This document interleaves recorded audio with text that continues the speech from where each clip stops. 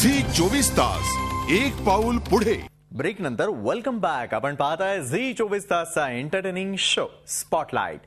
Marathi cinema प्रेक्षकांपर्यंत पोहोचला तरच त्याला अपेक्षित यश मिळू शकतं, हे लक्षात घेऊन गजेंद्र अहिरे आणि तृप्ती भोईर यांनी कंबर कसली आहे ती टूरिंग टॉकीज या त्यांच्या सिनेमाच्या प्रमोशनसाठी।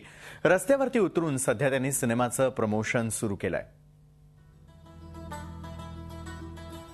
टूरिंग टॉकीज तंबूतला सिनेमा।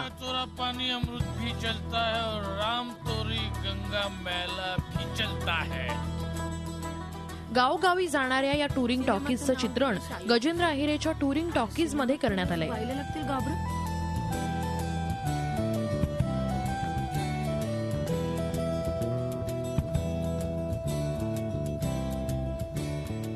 आता या आगळ्या वेगळ्या सिनेमाचं प्रमोशनही तसंच आगळं वेगळं करण्याचं निर्माते दिग्दर्शकांच्या मनात होतं आणि म्हणूनच त्यांनी रस्त्यावर उतरून पथनाट्यातून या सिनेमाचं प्रमोशन केलं ते असं।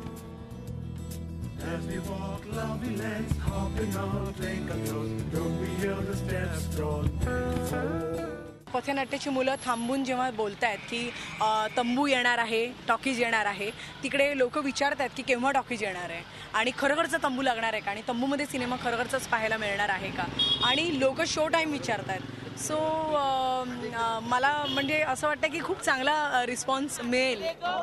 मुंबईतल्या रस्त्यांवर टूरिंग टॉकीज बद्दल प्रमोशन करणारा ट्रकच फिरत असल्यानं प्रेक्षकांनाही या सिनेमाबद्दल कुतूहल निर्माण होतंय। या सिनेमात मुख्य भूमिका साकारणारी तृप्ती भोईर वेगळ्या लुकमध्ये दिसेल आणि म्हणूनच या लुकचा तृप्तीनं प्रमोशनसाठी वापर करायचं ठरवलंय, ते एक आगळी वेगळी कॉन्टेस्ट घेऊन। ज्या मुलींचे केस शोल्डरपेक्षा म्हणजे शोल्डरपर्यंत तरी असावे, शोल्डरपेक्षा मोठे असतील तर मला दुःख आहे बेसिकली, पण शोल्डरपर्यंत तरी असावे आणि त्या मुलीने जर 1 इंच केस कापले तर त्या मुलीला आपण 5,000 रुपये कॅश, एक टूरिंग टॉकीजची ट्रॉफी आणि सिनेमाच्या तंबूचं एक तिकीट आपण देतोय। टूरिंग टॉकीजच्या टीमनं सामान्य प्रेक्षकांपर्यंत पोहोचण्यासाठी केलेला रोड प्रमोशनचा हा प्रयत्न सिनेमासाठी फायदेशीर ठरतोय का हेच पाहूयात। तंबूतला सिनेमा पाहिला आणि इतिहास घडविला।